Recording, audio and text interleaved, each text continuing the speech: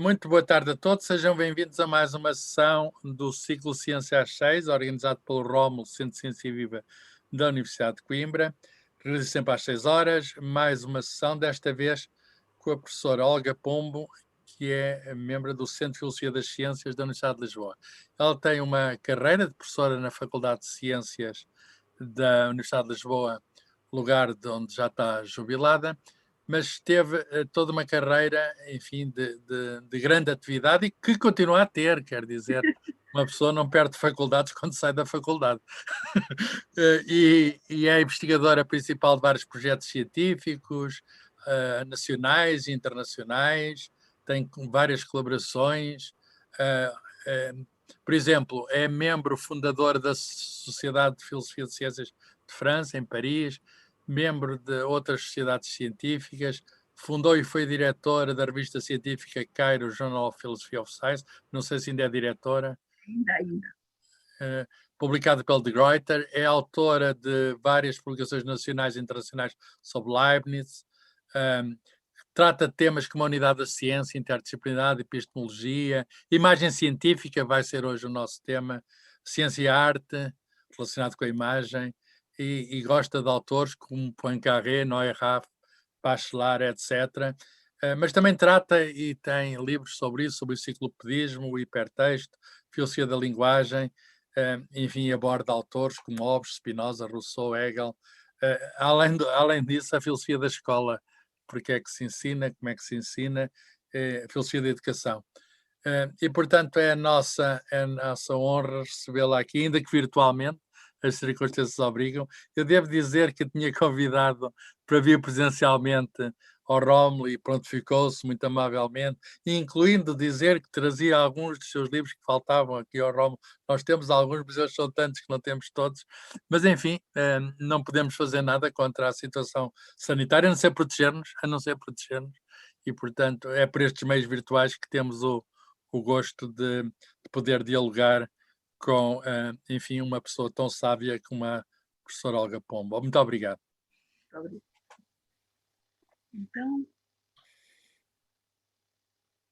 Então agora posso sim, começar? Faz favor, sim. Obrigada. Então, muito boa noite a todos e muito obrigada pelo convite. Tenho muito gosto em colaborar com e em participar neste Centro de Ciência Viva e com o Carlos Filhais, cujo convite agradeço. Eu hoje vou falar sobre um tema que, como o título indica, as imagens com que a ciência se faz, que tem a ver com o lugar da imagem na ciência. E a primeira observação que eu gostava de dar é esta, é que durante muito tempo, olha, agora não, espera aí, que agora não estou a conseguir, como é que é? Avançar, não é? Para a frente. Enquanto faz isso, eu digo a todas as pessoas para desligarem os microfones para não haver interferência de som. Eu também desligarei o meu tiro e já avançou, pronto. Eu vou desligar o meu microfone. Era para dizer, estava eu a dizer que quando se fala da imagem na ciência, é bom começar por dizer que a questão da imagem na ciência é uma questão recente. A filosofia da ciência nunca deu muita atenção às imagens científicas. E os filósofos e os próprios cientistas pensaram sempre as imagens científicas como uma espécie de uma ilustração, uma espécie de um dispositivo que eles utilizavam quando queriam apenas comunicar aos seus pares. O título que eu dei à conferência, chama As Imagens com que a Ciência se Faz, é o título de um livrinho que eu tenho aqui na minha mão, que tem exatamente este título, As Imagens com que a Ciência se Faz. E este livro nasceu da seguinte questão. Eu apercebi-me que a questão da imagem era uma questão importante, ou seja, que já tínhamos ultrapassado aquela velha ideia do positivismo lógico de Popper e de Kuhn, e que foi sempre a ideia da filosofia da ciência, desde que existe filosofia da ciência, de que a ciência era sobretudo pensada na sua dimensão discursiva, enquanto discurso, enquanto texto.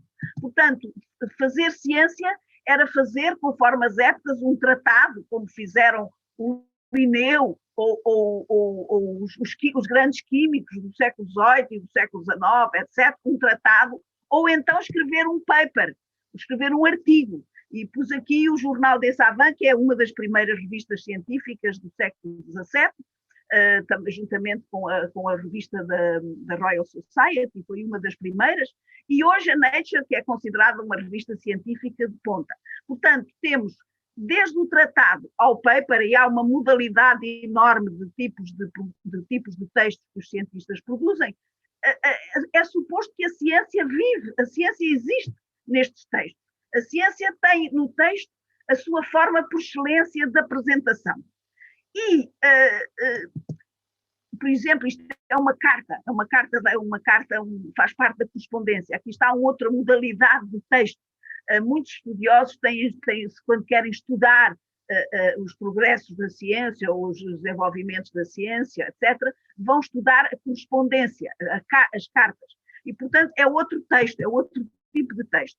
Claro que havia imagens científicas, por exemplo, estas duas são da autoria de Leonardo da Vinci, mas quer dizer, eram conhecidas e as pessoas sabiam que existiam e estudavam-nas e estavam atentos a elas. Simplesmente estas imagens eram pensadas e eram feitas por grandes génios, por artistas, e não propriamente por cientistas. O que não é verdade, mas era assim que se pensava. Depois, no século XX, a importância da imagem passou a ser reconhecida. Eu pus aqui 2 nomes, mas há outros, mas eu penso que tudo começou um pouco com Peirce, com a semiótica de Peirce, e depois com obras importantíssimas, como, por exemplo, o caso do McLuhan, mas podia ter referido o Mitcham, e outros grandes pensadores da imagem. Quer dizer, o século XX, por múltiplas razões que são interessantíssimas, que era interessantíssimo agora pensar, é um século que tem a ver muito com a imagem. Nós vivemos numa sociedade icónica, muito icónica. O McLuhan explicou isso muito bem. Portanto, hoje a imagem faz parte da agenda teórica da investigação em filosofia e em filosofia da ciência. Por exemplo, um homem como Jan Ecking ou como, por exemplo, Van Fraassen, são filósofos da ciência no sentido mais completo da palavra e que trabalham exatamente sobre o tema da imagem. Ora, eu tomando consciência disto, pensei, estando eu a trabalhar numa faculdade de ciências, porque eu fui professora na faculdade de ciências, foi lá que fiz o meu trabalho em filosofia da ciência, foi lá que fundei o Centro de Filosofia da Ciência, que hoje sou membro, etc. Pensei aproveitar o facto de estar numa faculdade de ciências e ir falar com alguns colegas cientistas e justamente fazer-lhes essa pergunta: para que é que vocês precisam da ciência? Para que é que vocês precisam da imagem? Precisam dela, não precisam? Que uso lhe dão? A que propósito é que fazem imagens ou trabalham com a imagem? E a resposta foi unânime. Esse trabalho, a síntese desse trabalho está exatamente neste livrinho. A resposta era quase sempre a mesma. E os meus colegas começavam por me dizer: está bem, quando vou fazer uma apresentação, quando vou a um colóquio, então faço umas imagens para explicar aos meus colegas mais facilmente aquilo que quero dizer. Mas de resto não uso a imagem, é uma coisa pouco importante, etc. E depois, no continuação da conversa, chegaram a todos eles percebiam rapidamente que não era assim. Lembro-me, por exemplo, de uma colega de oceanografia, em que depois ela disse-me exatamente a mesma coisa, uma pessoa encantadora, uma grande investigadora em oceanografia, e disse: não, eu só faço uns esquemas quando vou fazer uma conferência, então faço uns bonecos e tal, para mostrar aos colegas. Eu disse: então o que é que faz normalmente? E ela disse: normalmente estou no computador a receber imagens, e quando ela disse imagens, percebeu rapidamente que a grande parte do seu trabalho era feito com base em imagens. Essa colega percebeu isso com uma grande inteligência que tinha, e a partir daí ficou extremamente interessada na questão e acabou por escrever um artigo para este livro, é uma das colaboradoras deste livro. E, portanto, este livro recolhe um conjunto de textos e estudos de colegas cientistas portugueses da Faculdade de Ciências, na maior parte dos casos, penso que há um ou outro de fora, que em geral, o tónus é este. São pessoas que começaram por, dentro de uma espécie de uma mentalidade geral de que a imagem não interessa, perceberam de repente que, pelo contrário, a imagem fazia parte do seu trabalho. Eles trabalhavam, 90% do seu trabalho era justamente feito com base em imagem.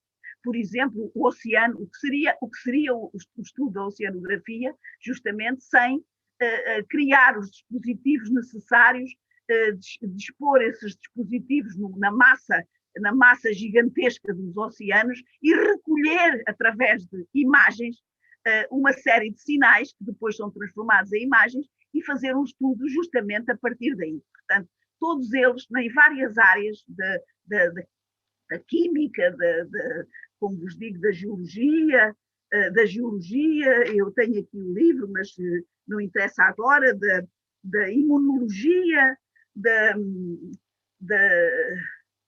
estrutura, portanto, da química, da física,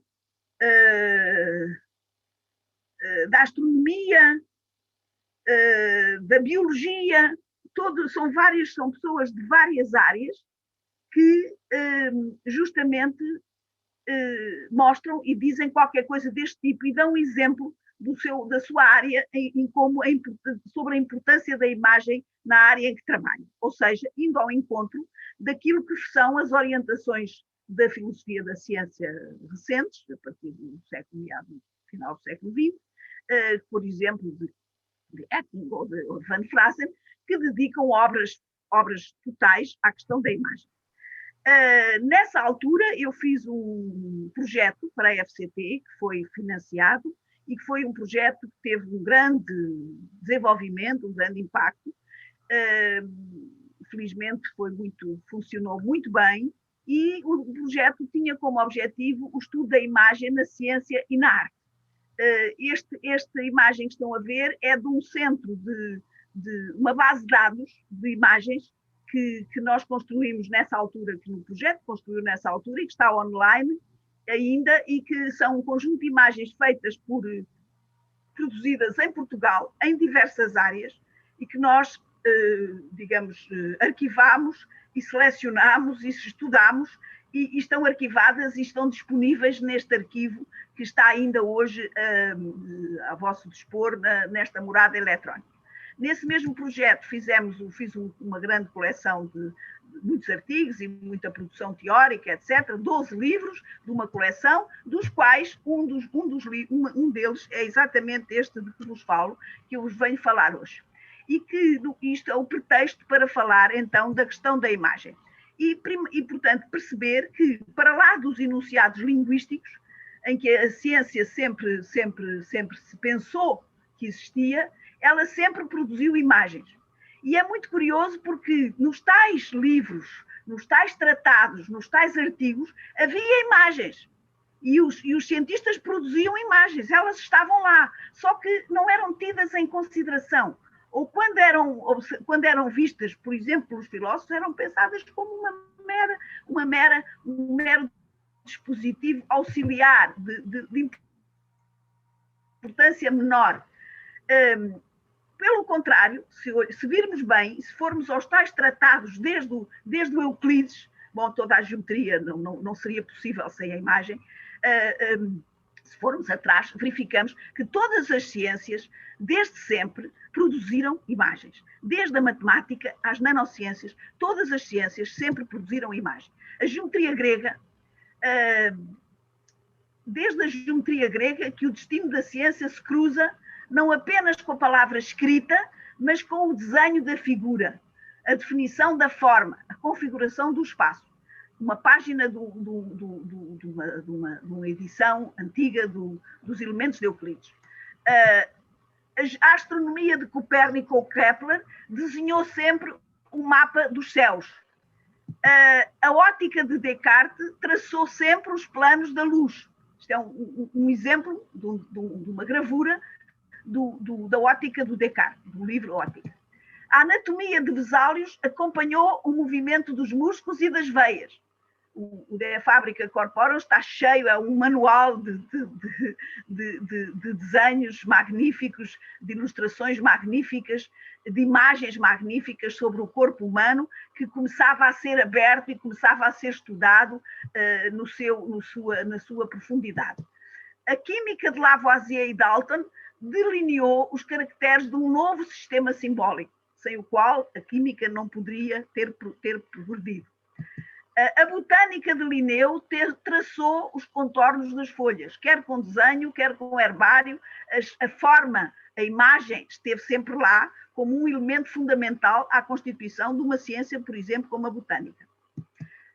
A geometria de Lyle sempre desenhou, ao lado das palavras, a forma das montanhas, o que seria descrever por palavras a forma sinuosa e caprichosa das montanhas e dos vários tipos de entidades geológicas. Isto para dizer que a ciência sempre produziu imagens, desde os livros mais remotos, que elas estão lá, e produziu naturalmente diversos tipos de imagens. Imagens, antes de mais, símbolos, signos, não ambíguos e especialmente dispostos no espaço, quer dizer, diagramáticos, colocados em posições não meramente lineares, como é o caso da escrita, ilustrações, uma ilustração de Darwin, um diagrama, mais um diagrama de Darwin. Darwin é especialmente atento às questões da imagem, mapas, de vários tipos de mapas, gráficos de todos os tipos, não vamos agora especificar, é possível estudar tudo isto, modelos, inclusivamente, modelos digamos, em 2 dimensões e inclusivamente em 3 dimensões. Mas, como sabem, estamos na era das 3 dimensões, das imagens com 3 dimensões, etc. Portanto, é possível pensar um modelo como um tipo específico de imagem, que seria muito interessante. Por acaso acabei de escrever um artigo também sobre isso, mas isso seria outro tema. Portanto, os modelos com diversas tecnologias, naturalmente, desde o desenho mais elementar até a telescopia, a microscopia, a telescopia eletrónica, a tomografia computurizada, a microscopia de varrimento. Portanto, nós temos assistido nos últimos anos, sobretudo, no último século, e hoje em dia, um progresso extraordinário exatamente das tecnologias da imagem. E daí também a importância, o reconhecimento da importância da imagem também tem a ver com o próprio desenvolvimento das tecnologias. Portanto, do simples desenho, mais uma vez é um desenho, este da mão do próprio Darwin, que tinha muita pena de não saber desenhar, diz ele na sua autobiografia, uma litografia também de Darwin, feita pelo Ruskin, pela escola do Ruskin, fotografias, estas também de Darwin, de um outro livro que é o The Expression of Emotions, em que Darwin é um dos primeiros cientistas a perceber a importância da fotografia. Não é da imagem ele percebeu muito bem, mas da fotografia. Assim que apareceu a fotografia, elas são mais ou menos contemporâneos, ele imediatamente vai ter com os grandes fotógrafos e utiliza e trabalha com a fotografia de uma forma muito próxima.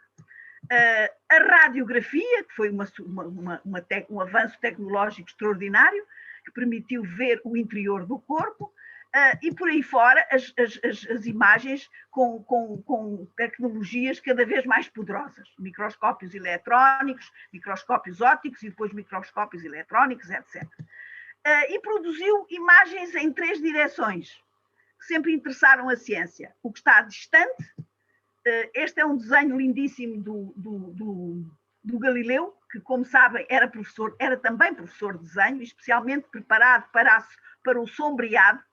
Já li, inclusivamente, um estudo que defende a importância dessa faceta da biografia de Galileu para os seus trabalhos. O desenho em amarelo é um desenho da pena, da mão de Galileu, dirigido naturalmente ao distante, ao longínquo, ao remoto, o vasto, o grande, o enorme, o cósmico, assim como o interior, o íntimo. Esta é uma tomografia do nosso prémio Nobel, e o pequeno, o micro, o nano. até chegarmos ao nano, que constitui, digamos assim, neste momento, o tipo de imagem mais aprofundada que nós podemos, que as tecnologias permitem alcançar, a tecnologia computadora. E a questão também do processo. Eu não fui capaz de pôr aqui um pequeno vídeo, mas compreende-se que hoje a imagem hoje pode ser uma imagem em movimento. A ciência utiliza imenso a questão do movimento e, portanto, o cinema, de alguma maneira, é uma tecnologia, ou o vídeo, são tecnologias que estão a invadir a imagem científica, que deixa de ser uma imagem parada para passar a ser uma imagem em movimento, na medida em que a ciência se interessa pela questão dos processos, pela questão da transformação, pela questão do devir. E, portanto, podemos quase dizer o seguinte, é que a ciência está cada vez mais dependente das imagens que ela própria produz. Quer dizer, do momento, se pensarem que de início a ciência se pensava como completamente indiferente, a imagem era apenas um auxiliar didático ou pedagógico, pouco relevante, pelo contrário, hoje a ciência ela mesma está dependente das imagens que ela é capaz de produzir. E o caso da medicina é absolutamente exemplar. De uma captação de imagem através do corpo opaco, e que só se poderia conquistar no cadáver, porque era preciso abrir o corpo para o ver, a imagem, o desenvolvimento tecnológico das imagens vai permitir transformar o corpo num corpo transparente, num corpo que se vê através se pode prescrutar, mantendo a sua integridade, do corpo vivo, é outro salto extraordinário, do corpo em movimento, cá está, isto seria um pequeno vídeo, todos os pais de mães de bebés que estão a ser constituídos, de fetos, ficam hoje com um vídeo do seu bebé ainda na barriga da mãe, coisa que há 100 anos, há 50 anos era completamente impensável. Eu não tenho vídeo nenhum destes das minhas filhas. Hoje qualquer pessoa tem acesso a estas imagens e a ciência também, e portanto tem um progresso extraordinário da observação destas imagens. O corpo funcional, portanto, a possibilidade de registar as próprias transformações relativas ao funcionamento dos órgãos, neste caso concreto do cérebro, características, atividades cerebrais que são descritas imageticamente, o corpo micro, que é dado pelo microscópio, e o corpo nano. E nós temos que admitir que do nosso corpo inteiro, de um corpo inteiro que era o nosso, e que era imprescrutável, porque era opaco, temos hoje acesso a um corpo que totalmente desconhecemos, mas que acreditamos que seja o nosso corpo. Acreditamos que aquilo fará parte do nosso corpo e temos boas razões para acreditar. Portanto, neste momento, quando se toma consciência desta transformação enorme, coloca-se a questão. Então, por que é que a ciência produz imagens? Por que é que ela sempre produziu? Não é porque é que ela produz só, é porque é que ela sempre produziu. Porque é que ela precisa das imagens? Porque funções é que essas imagens desempenham? Qual é o papel das imagens em ciência? Porque é que não basta uma descrição linguística dos fenómenos? Porque é que o estudo dos fenómenos tem que ser acompanhado de uma descrição imagética? Porque é que o Lyell precisou de desenhar as montanhas? Porque é que o Darwin precisou de fazer estudos com imagens? Vamos pensar nisso. Essa é a questão que eu penso que é relevante colocar. E a primeira resposta, penso que há duas grandes respostas. A primeira resposta consiste em dizer que as imagens servem, era a tal resposta que os meus colegas davam de início, servem sobretudo para comunicar fielmente os resultados da investigação realizada. O cientista é uma pessoa que observa, que recolhe dados, que experimenta, que registra e que depois representa com detalhe e precisão o que os seus olhos veem, no caso do Galileu, o que os seus instrumentos veem, o Galileu também foi através da luneta, o que as suas teorias, que no fundo as teorias são também dispositivos de visibilidade, o que as suas teorias lhes permitem ver. e comunicam esses resultados aos seus pares e ao público em geral. E por isso é que, dentro desta perspectiva, por isso é que as ciências fazem imagens, porque elas precisam de registar, precisam de comunicar aquilo que registram e devem fazê-lo da forma mais fiel possível. Portanto, as imagens valem, nesta perspectiva, pela sua capacidade representativa ou mimética. Quanto mais próximo da realidade representada, mais valor terá a imagem a que o cientista recorre, que o cientista utiliza. Ele precisa de imagens que sejam muito fiéis, muito fiéis. Nesta concepção, chamemos-lhe mimética, como pensar as imagens digitais com que hoje tantas ciências trabalham? Até se pode dizer com que hoje a maior parte das ciências tende a trabalhar. Imagens que não são construídas com base em percepção visual, que não representam nada que pudesse ter sido visto por nós. Pensem, por exemplo, nas imagens das nanociências. Nós jamais poderemos ver aquelas entidades. Portanto, temos as imagens, mas não temos a possibilidade de conferir se essas imagens correspondem, são fiéis.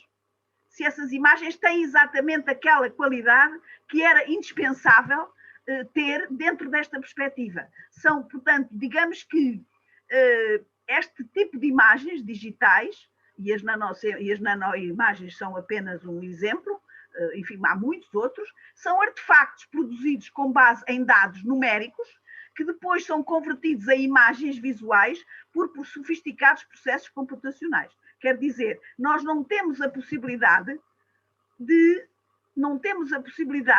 confirmar a informação que as imagens digitais transportam consigo. Nós não podemos fazer uma viagem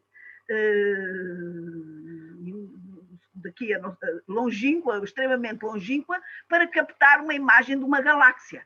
Se tivermos uma imagem de uma galáxia, ou se tivermos uma imagem uma imagem nano do nosso corpo, de uma entidade do nosso corpo, nós estamos a ver, através daquelas imagens, realidades que jamais poderemos ver com os nossos olhos. E, portanto, nós não podemos nunca verificar se essas imagens têm ou não têm um grau de fiabilidade.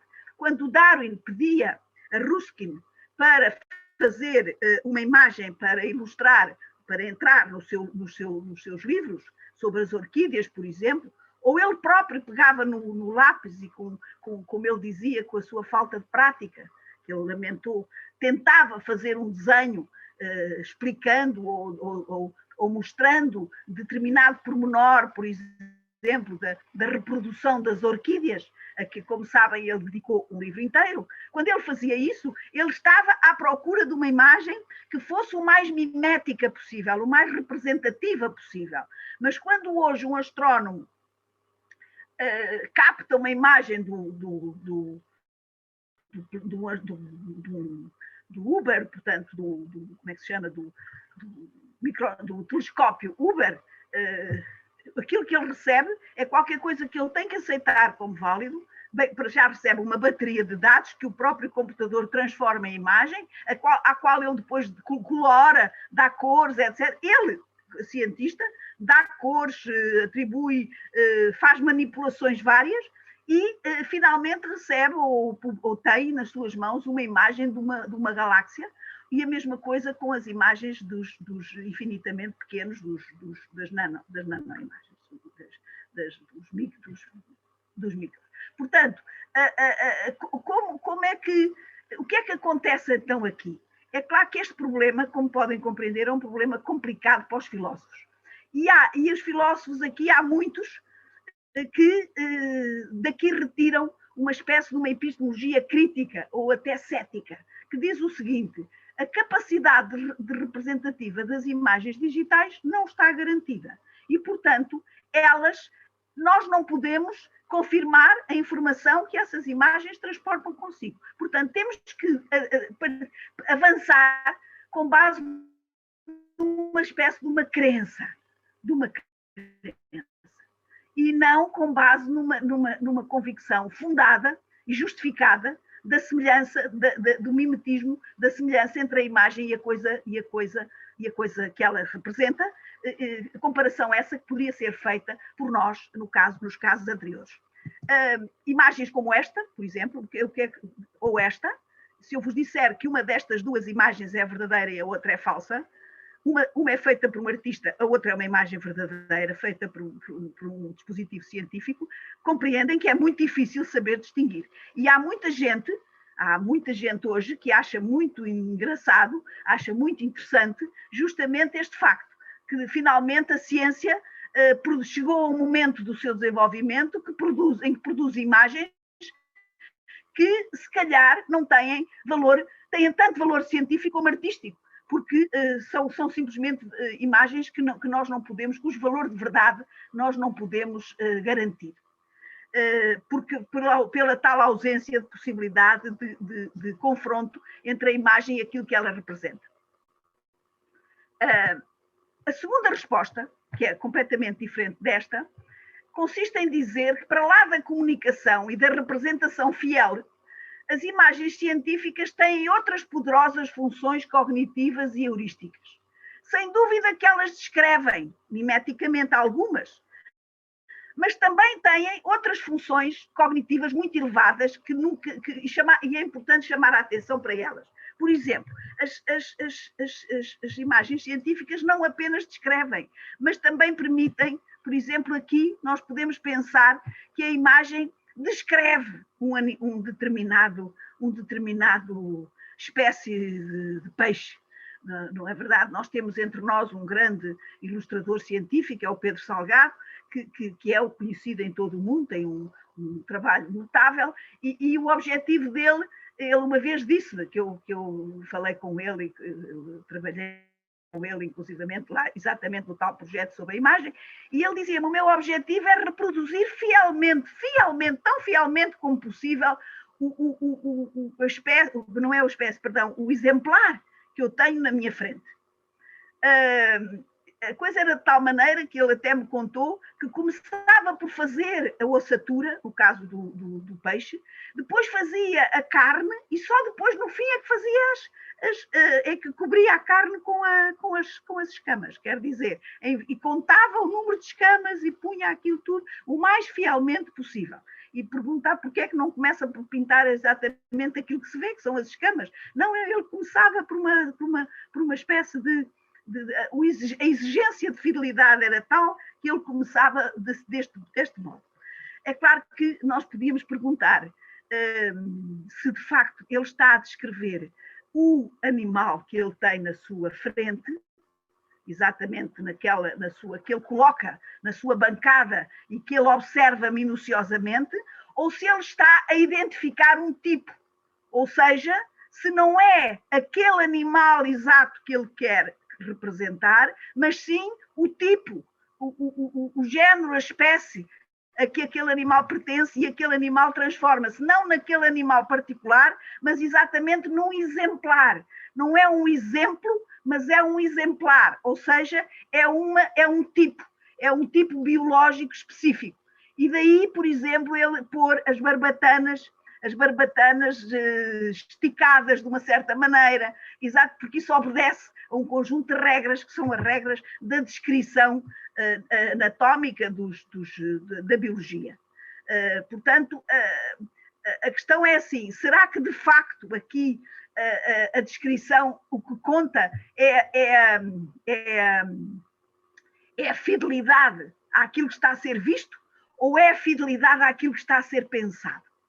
É que o Pedro Salgado e os grandes ilustradores científicos são biólogos, são geólogos, são pessoas que têm conhecimentos científicos e, portanto, talvez, isto agora já estou eu a falar, talvez aquilo que importa não seja representar aquilo que está exatamente à frente dos seus olhos, aquilo que veem, mas, através daquilo que veem, ser capaz de prescrutar o essencial ou o tipo universal, ou o tipo genérico.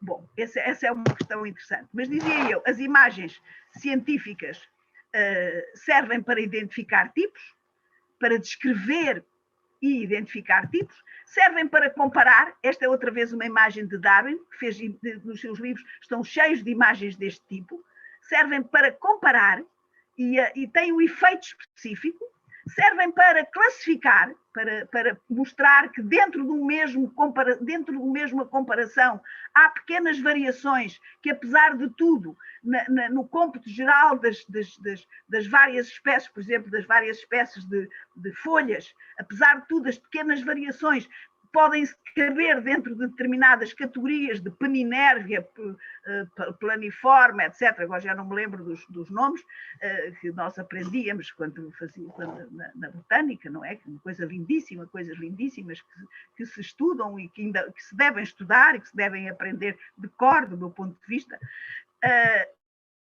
Sistematizar dados são fundamental. A imagem permite sistematizar dados. A previsão depois é feita, não com baterias de dados, mas exatamente a partir da imagem, que torna evidente. E o que é tornar evidente? É tornar visível aquilo que está, por assim dizer, invisível no interior caótico dos dados que são recebidos pelos computadores. Descobrir regularidades, identificar padrões, construir mesmo teorias. E eu vou dar 2 exemplos. Um exemplo célebre é o exemplo da teoria da deriva dos continentes, que dificilmente poderia ser argumentada e descoberta ou proposta ou construída sem ser através dos mapas, do estudo comparativo das imagens dos continentes e da forma como eles se podiam encaixar ou se podiam desligar uns dos outros. E o segundo exemplo é o exemplo de Darwin, que justamente no seu grande livro A Origem das Espécies, de 1859, ele aí tem uma única imagem, e essa imagem é uma imagem fundamental para o desenvolvimento da sua teoria. Ela, de alguma maneira, a teoria da evolução das espécies está aqui projetada, está aqui, não é ilustrada, está aqui construída, de alguma maneira. É possível que cada uma destes traços horizontais corresponde a datas temporais, são elementos temporais, e cada um dos pequenos ramos que prossegue ou que é interrompido corresponde a desenvolvimentos da própria teoria. E, portanto, eu posso prever, fazer previsões para trás ou para a frente relativamente à evolução das espécies. Com as nanoimagens, a gente pergunta, ok, então e o que é que nós damos, o que é que nós vemos com as nanoimagens? O que é que elas nos dão a ver? A minha hipótese é a seguinte, é que todas as imagens científicas e as nanoimagens como caso limite são entidades semióticas com elevado valor cognitivo e heurístico. Não são só as imagens nano, são todas. Mesmo, e agora voltava atrás, mesmo a imagem ingênua deste peixe, como eu já vos procurei mostrar, já procurei dizer, ela não está a mostrar, nem está a representar diretamente o caso particular, mas está a ir ao geral, está a ir ao conceito. E, portanto, é como se a ciência que trabalha com conceitos precisasse de tornar sensíveis os próprios conceitos, para os poder ver, porque os conceitos em princípio não se veem, são abstratos, mas há como que uma necessidade de visualizar o próprio conceito, que é um invisível, em princípio, é um invisível. O que é isso? Eu não sei o nome deste peixe, não sei qual é, mas é um peixe do género não sei o quê, da espécie não sei o quê, etc., da subespécie, etc. Portanto, há de ter um nome científico, e esse nome científico não é este animal que aqui está, mas são todos os animais que estão subsumidos sobre esse dito conceito. A mesma coisa aqui no... Agora não vai. Como é que é? Desculpa. Agora não anda para a frente. Não percebo. Como é que eu faço agora? Como é que eu faço? Não está a conseguir avançar? Ah, já está. Cá está. Portanto, a peninérvia não se vê. O que há são folhas que manifestam de uma forma particular uma caracterização genérica, conceptual, abstrata, que é a folha peninérvia. E essa só pode ser vista através da imagem científica. E a ciência como que necessita dessa visualização.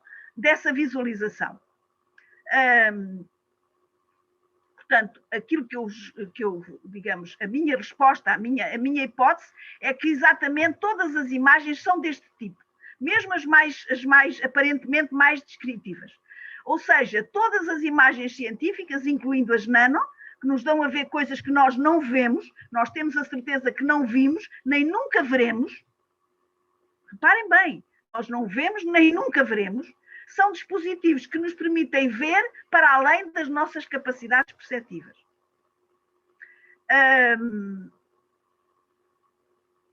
Quer dizer, nós não temos que lamentar a nossa incapacidade para ver diretamente o invisível que as imagens científicas nos dão a ver. Nós temos é que perceber que todas as imagens científicas, inclusivamente as nanos, são capazes de produzir a visibilidade do invisível. Ou seja, uma coisa a que eu chamei não, a que Leibniz chama a visibilidade cega. Eu aqui fui a Leibniz buscar um conceito muito bonito que aliás não é bem um conceito, é uma teoria do pensamento cego, ou da cogitatio secca, que ele defendeu, e que diz coisas deste tipo. Se a análise é muito longa, nós não vemos simultaneamente toda a natureza da coisa, mas utilizamos signos em lugar das coisas. Quer dizer, para Leibniz, é como se o pensamento do abstrato tivesse necessidade de se projetar no sensível. Houvesse uma espécie de uma continuidade entre o intelectual, o puramente intelectual, e o sensível. Chamam a esse conhecimento cego ou ainda simbólico. E dele fazemos uso na álgebra, na aritmética e em quase todos os domínios. Um exemplo, imaginem, pensem o que será 10 elevado a 346. Nem era preciso 346, bastava 10 elevado a 15 ou a 16 ou a 14. Nós seríamos incapazes de pensar essa realidade. Ou melhor, seríamos incapazes de ver essa realidade. Há uma outra passagem de Leibniz em que ele diz: nem que eu tivesse a idade de Matusalém, que é essa figura mítica do homem que viveu muitos anos, nem que eu tivesse a idade de Matusalém, eu jamais poderia contar e ir contando todas as entidades que estão pensadas neste número. No entanto, eu posso operar com o número a partir do momento em que o transformo em símbolo. A partir do momento em que eu ponho 10 elevado a 346, imaginem, com mais ou com menos 10 elevado a 340 é igual a não sei quanto, eu não sei qual é a diferença, mas os matemáticos saberão fazer esse cálculo. E saberão fazer esse cálculo porque têm o símbolo, porque o pensamento do abstrato se transformou, se projetou no simbólico, se projetou no imagético, porque passamos do tempo do conceito ao espaço da imagem. Porque há esse valor acrescido que o espaço me dá, que a espacialização, que a sensibilização me dá. E o Leibniz era um defensor, ao contrário de Descartes, era um defensor da continuidade justamente entre o intelectual e o sensível. Não há ruptura entre estas entidades, pelo contrário, há uma continuidade.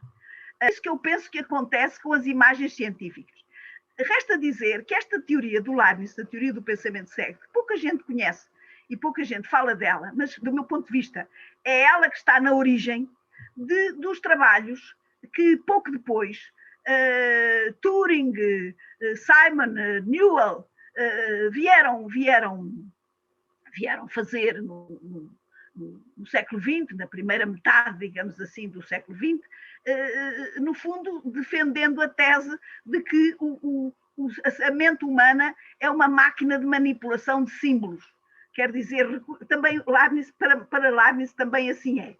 Só que os símbolos são exatamente aquilo que são como que uma extensão sensível do próprio conceito. Dois outros autores, chamados os imagistas, da escola imagista, Pislin e Koslin, dizem que as manipulações simbólicas são feitas com base em imagens mentais, quer dizer, não é só o símbolo, é no próprio, não é só uma manipulação de símbolos, há uma imagética mental que constitui o próprio elemento fundamental do pensamento. O pensamento não é feito tanto por proposições, por frases, por linguagem proposicional, mas, no caso é esta a tese destes dois chamados imagistas, mas por imagens mentais. E o nosso António Damasio não diz senão isso, quando diz que as imagens são a moeda do pensamento, e que nós somos realizadores de cinema inatos, filmmakers, realizadores de cinema inatos, quer dizer, a nossa atividade mental é uma atividade sobre imagens. E isto tem tudo a ver com Leibniz. Um bom exemplo daquilo que Leibniz chamava a visibilidade cega é, mais uma vez, Darwin, que 22 anos antes do livro sobre a origem sobre a evolução das espécies, num caderno de notas muito célebre, muito conhecido, que é o seu primeiro livro de notas, escrito 22 anos antes, Transmutation of Species, Darwin já havia incluído uma árvore evolutiva da vida. E havia incluído da forma mais maravilhosa. Se vocês repararem na parte de cima da página, ele estava a escrever, trata-se de um caderno de notas, ele vinha a escrever, portanto, usando o inglês, que é a sua língua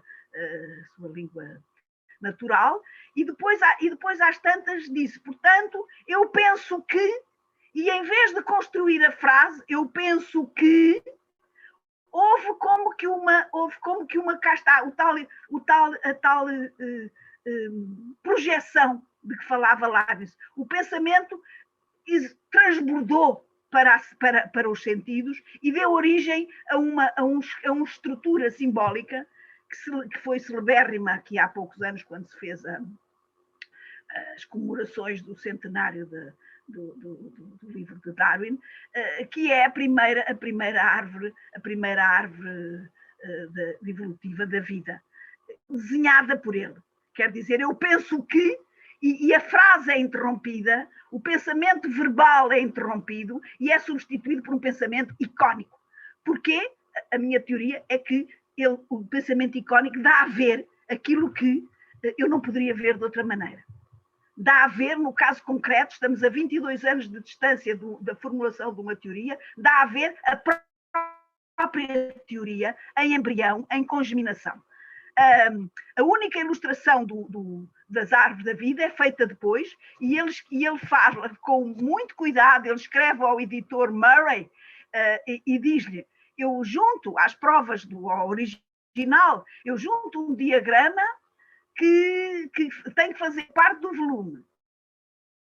E diz ele, é uma coisa um bocadinho estranha, mas é indispensável para mostrar a natureza das complexas afinidades dos animais passados e presentes. Passados e presentes. Eu dei instruções completas ao gravador, mas quero ver a prova, quer dizer, quero confirmar, quero ver a prova. Quero ter a certeza que a prova corresponde a quê? Pergunto eu. Àquilo que ele viu? Não, porque a origem das espécies não se vê. A origem das espécies é completamente invisível. Aquilo que se pode ver são as espécies atuais e são restos de espécies antigas. Mas a origem, a teoria da evolução das espécies, da origem das espécies e da sua evolução, essa é completamente invisível. A não ser que eu construa uma imagem que dê visibilidade cega àquilo que os meus olhos jamais poderiam ver, que é justamente a teoria da evolução das espécies. Penso que é um bom exemplo para aquilo que eu quero chamar de evolução das espécies. Olha, o Koslin, por exemplo, diz: a imagem permite-nos ver o resultado de uma operação, de algumas operações, que não podem, por qualquer razão, ser realizadas no mundo físico. Portanto, o Darwin jamais poderia ver a origem das espécies. Não era nada que se veja. Portanto, a imagem não podia ser uma representação fiel de quê? Da origem das espécies. Não. Ela é uma representação, ela é uma apresentação, ela não é uma representação de alguma coisa que os meus olhos veem, ela é uma apresentação daquilo que eu penso e que o meu pensamento projeta sensivelmente na própria imagem. Quer dizer, significa que as imagens científicas não são unicamente, nem sobretudo, instrumentos miméticos para representar o que somos capazes de ver com os nossos olhos, mas permitem ver aquilo que não seríamos capazes de ver de outro modo. Aquilo que, por qualquer razão, não pode ser representado no mundo físico, como dizia o Cochrane. Ou seja, para lá de uma função representativa, que era aquilo que a primeira teoria, a primeira tese sobre o que é uma imagem científica pretende, e que ainda hoje é muito, se perguntarem a muita gente o que pensa o que é uma imagem científica, dir-vos isso. Uma imagem científica deve representar fielmente aquilo que nós vemos no laboratório. Não é isso que uma imagem científica faz.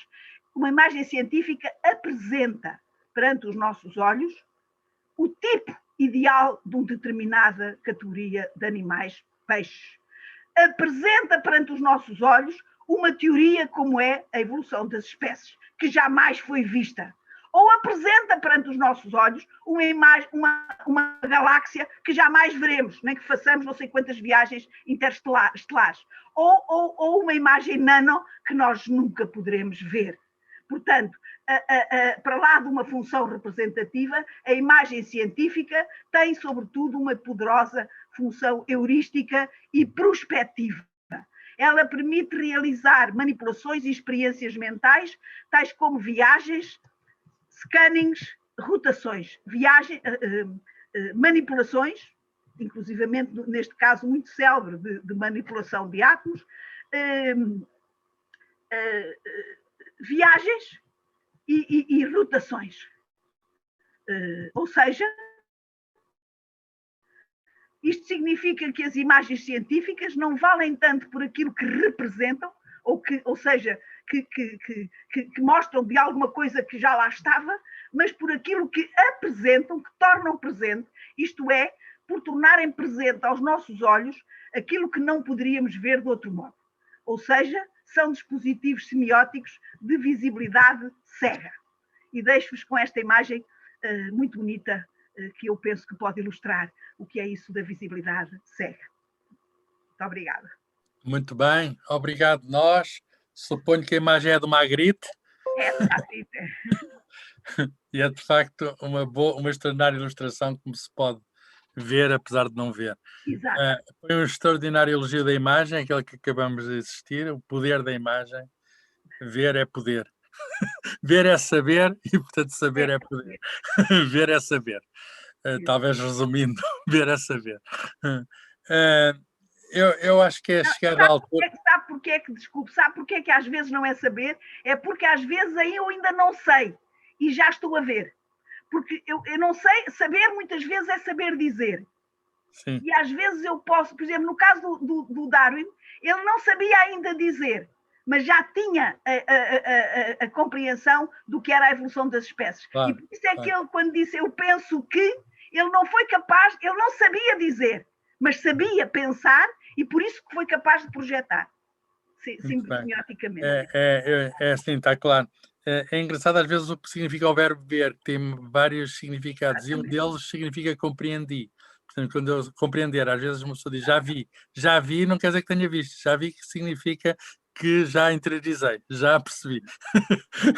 É engraçadíssimo. Ora bem, mas nós temos aqui pessoas a assistir e a elas deve ser dada a palavra para poderem colocar perguntas, comentários. Estejam à vontade, está aqui um grupo muito interessante. Então eu ponho uma questão filosófica que tem a ver com aquele comentário que eu acabava de fazer, à espera que outras perguntas venham a seguir. O que é ver? Porque ver não é apenas ver com os olhos, não é? Nós temos essa limitação. Para um cientista, ver não é apenas ver com os olhos. E tem o mesmo estatuto epistemológico, ou não. A observação direta ou a observação muito indireta que se consegue através de instrumentos. A maior parte das imagens que temos vêm de instrumentos. Os olhos já viram praticamente o que tinham a ver. Agora vêem-se coisas através de extensões do olho, que são os instrumentos científicos. Ou não? Com certeza, com certeza. Agora, e sem dúvida, e portanto há uma ampliação do próprio olhar, assim como os óculos, os simples óculos, quer dizer, você também usa óculos e eu também. Sim. Se tirarmos os óculos já não conseguimos Já ver não a quantidade de coisas, não é?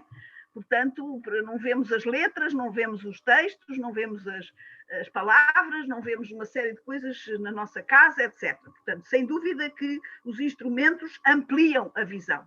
Aumentam, prolongam, ampliam, etc. A questão é saber, essa é uma questão,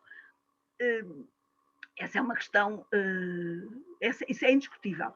No entanto, a questão é assim, e quando eles ampliam a visão de tal modo que nos dão a ver coisas que nós não poderíamos, de facto, de maneira nenhuma ver? É porque eu posso imaginar, por exemplo, que o Galileu, imagine, ele estava a olhar, estava a lançar a luneta para a Lua e podia imaginar, aliás, alguns seus contemporâneos, o Cyrano de Bergerac, por exemplo, imaginou viagens à Lua. Imaginava. E no tempo de Galileu e no tempo de Cyrano, era impossível ir à Lua. Mas hoje, por exemplo, é possível ir à Lua. Agora, e portanto, nós podemos imaginar que a imagem amplia aquilo que permite-nos ver hoje, aquilo que nós poderemos ver amanhã, ou poderíamos ver se tivéssemos o tal aparelho. Mas o problema é que quando a imagem por isso é que o problema das nanoimagens é tão interessante. O problema é quando as imagens nos dão a ver realidades que nós sabemos à partida que nunca veremos.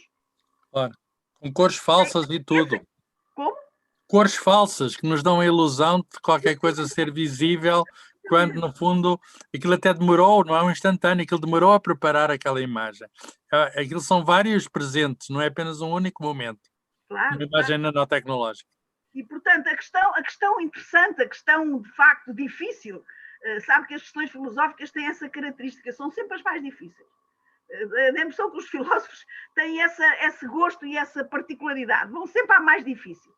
E a questão, de facto, mais difícil não é saber que os instrumentos aumentam as nossas potencialidades de visão a olho nu, sem dúvida. O problema é que eles dão-nos a ver aquilo que eu seria capaz de ver se estivesse lá, sem dúvida. Mas e se eles me dão a ver aquilo que eu jamais poderia ver? Aquilo que nenhuma viagem me permitirá dar? Me permitirá ver? Então aí nós ficamos compreende? E realmente é isso que tem intrigado os filósofos da ciência a partir do momento em que eles se deram conta do problema da importância da imagem. E então, claro, eles vão se dividir como sempre acontece quando há um problema complicado, há depois soluções que se desencadeiam em filigrana, compreende? Que se estruturam normalmente entre dois opostos muito grandes, aqueles que vão dizer jamais saberemos e, portanto, nós não podemos nunca confiar. A única coisa que temos é que fazer uma espécie de um voto de confiança. Se queremos conhecer, temos que aceitar. Compreende? Temos que acreditar. Ou então aqueles que, e é no grupo dos quais eu modestamente me incluo, aqueles que querem lutar pela verdade. Só que para isso vão ter que transformar o próprio conceito de verdade. A verdade não é a coincidência com aquilo que está na frente dos meus olhos, a verdade é exatamente a possibilidade de eu projetar sensivelmente, a verdade de uma imagem é a possibilidade de eu projetar sensivelmente aquilo que é um conceito ou uma teoria, aquilo que é da ordem do intelectual, do meramente pensado. E então a imagem já não tem um problema de fidelidade. Então a imagem é sempre fiel, porque ela é sempre como dizia Leibniz, ela é sempre esse prolongamento sensível de qualquer coisa daquilo que eu estou a pensar. Ela é a mesma coisa, só que agora é na sua aparência sensível. Compreende? Sim, interessante. Interessante. Por exemplo, não sei, Diga. uma transposição bonita para a questão das artes, não é? Até que ponto a imagem artística de uma obra de arte fantástica, não é? Como há tantas maravilhosas, até que ponto essa imagem, que aparentemente é um ramo de flores, aparentemente é uma natureza morta. Por exemplo, as rosas do Latour, em cima de uma mesa. Aparentemente são uma natureza morta. Ou aquela imagem com que eu acabei o meu PowerPoint do Magritte. São dois indivíduos com um carapuço enfiado na cabeça. Mas, repare, a imagem transborda esse significado imediato. Ela é, por isso é que ela é uma grande obra de arte, é porque ela diz muito mais do que aquilo que diz. Assim como o peixe do Pedro Salgado ou a árvore do Darwin dizem muito mais do que aquilo que ali está. Remetem para uma teoria, remetem para uma estrutura muito complexa que ali toma a forma da visibilidade. E a mesma coisa acontece com as rosas do Latour ou com os encapuçados do Magritte. Nós somos quase incapazes de dizer tudo o que lá está. Começamos a dizer e nunca chegamos a dizer tudo, porque a obra de arte é infinita, assim como a galáxia é infinita. Se eu começar a descrever a galáxia, vou andando. Quando usamos uma imagem em ciência, estamos a aproximar do artístico, no sentido em que vários significados podem ser possíveis. Deixei de ver agora. Quando temos a imagem. Por outras palavras, há uma polissemia. Não é a questão da polissemia, porque a questão da polissemia leva ao relativismo. Eu penso que não é a questão da polissemia, é a questão da infinitude do conhecimento. Compreende? Não é dizer várias coisas ao mesmo tempo. A polissemia nesse sentido, não sei se era isso que estava a pensar. Sim, estava a pensar várias interpretações a partir da imagem. A obra de arte permite isso, Mas não é por isso que ela é bonita. Ela é bonita, ela é grande, ela é uma grande obra de arte, não é porque cada pessoa lê lá o que quiser. Ela é uma grande obra de arte porque ela permite o infinito da compreensão, do meu ponto de vista. Compreende? E isso não é... Eu acho que o relativismo é a leitura banal do assunto. Cada pessoa diz o que quer. Não é isso. O que as pessoas todas dizem e não são capazes de acabar de dizer. Porque a obra de arte é um caminho para o infinito. Assim como a imagem, assim como a imagem de Darwin. Ou a imagem de uma galáxia. Para o infinitamente grande ou para o infinitamente pequeno. Eu percebo. Olha, eu acho que os cientistas acabam, de uma maneira ou de outra, quando estão a ser criativos, de usar imagens. Porque na fonte da criatividade está, de facto, a manipulação de imagens. Imaginamos coisas. A imagem é sempre a expressão da imaginação. A imaginação é uma representação que nasce dentro de nós e que, enfim, que depois podemos projetar sob uma forma sensível.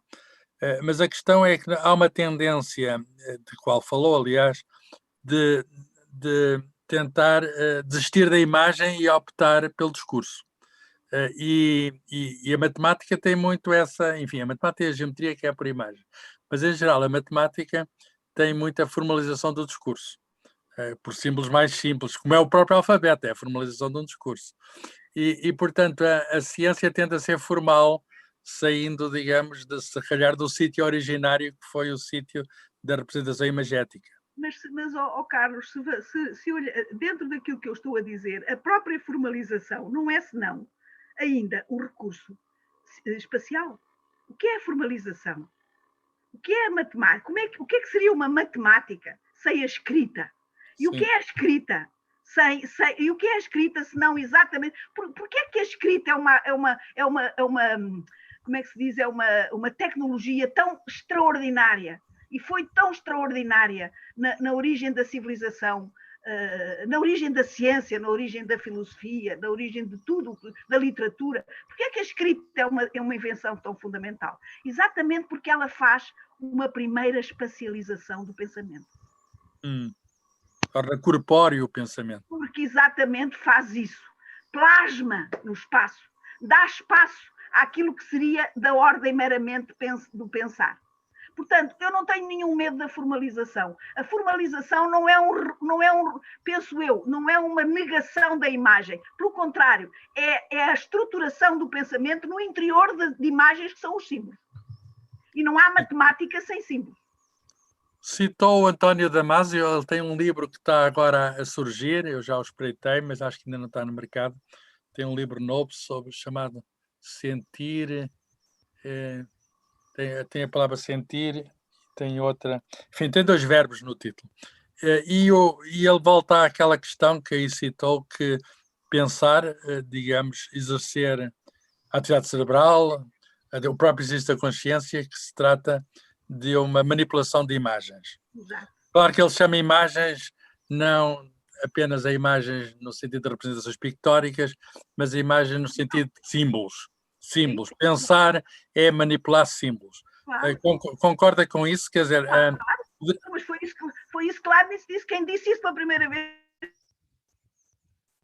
Eu não sei se o Damasio cita o Leibniz. Pois não cita. Pois não, ele não conhece. Ele conhece o Descartes, que diz exatamente o contrário. Por isso é que ele escreveu o erro de Descartes. Esqueceu-se de ir ver ao Leibniz.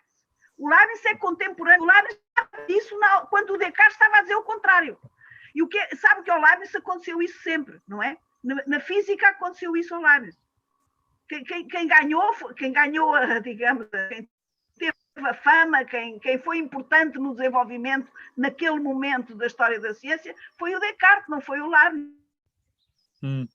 Sim, mas o Leibniz tocou em tanta coisa, que ainda hoje nós não conseguimos publicar toda a obra do Leibniz. Não foi só o Leibniz, depois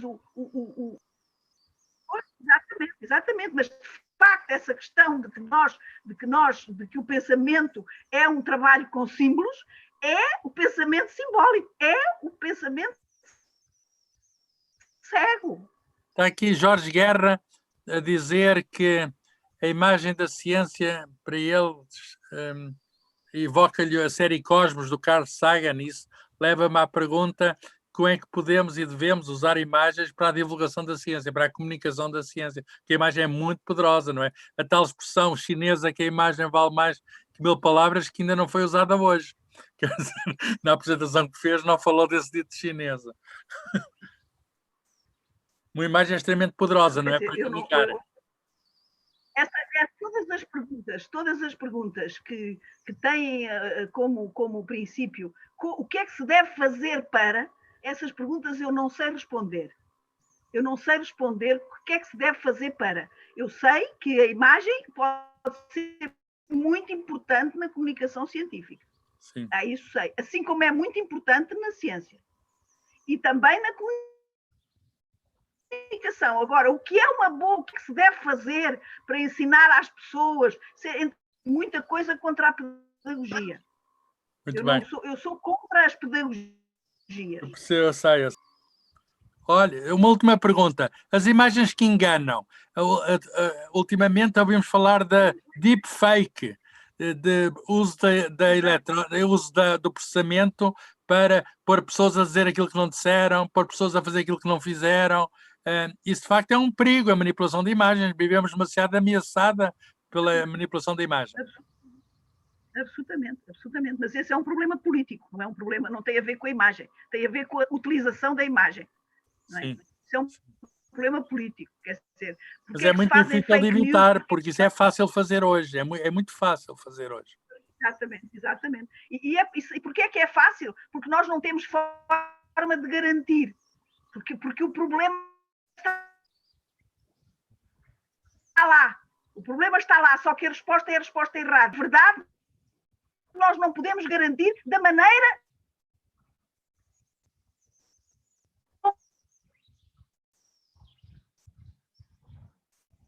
como se pensa normalmente a verdade. Mas temos a representação fiel. Porque então, se um diz que é a representação fiel, vem outro e diz aqui está uma que é fiel e não é. Não é por aí. A imagem não é por aí que ela vale. Ela vale não é por ser uma representação fiel, é por permitir ver aquilo que eu estou, aquilo que é invisível. É por uma capacidade prospectiva. A verdade não é a imitação daquilo que é, a verdade é a capacidade de ver a teoria, no fundo. Muito bem, muito bem. Acho que é um bom ponto para terminarmos. A imagem serve para ver o invisível e serve para descobrir o invisível, serve para ver para além do nosso olhar, serve para, enfim, usando o verbo saber, serve para saber mais. Com imagens nós podemos saber mais sobre o universo e também houve exemplos sobre nós que somos parte desse grande universo. Uma pequena parte desse grande universo, mas uma parte que, ao fim e ao cabo, não é assim tão pequena como isso, porque é a única capaz de fazer imagens e descobrir com base nelas. Muito obrigado, professora Olga Pombo. Eu vou terminar agradecendo a todos a vossa presença. Fica gravado, podem rever e acho que há aqui muita matéria para pensar. Como dizia o Darwin, eu penso que, e nós vamos ficar todos como o Darwin, nós pensamos que, e podemos fazer um desenho. Estejam atentos ao programa do Rómulo, Centro de Ciência e Vida da Universidade de Coimbra, será anunciada oportunamente a próxima sessão, e obrigado por terem estado connosco e muito especial obrigado à doutora Olga Pombo pela generosidade com que se disponibilizou para fazer esta conversa connosco. Adeus então. Boa noite. Adeus.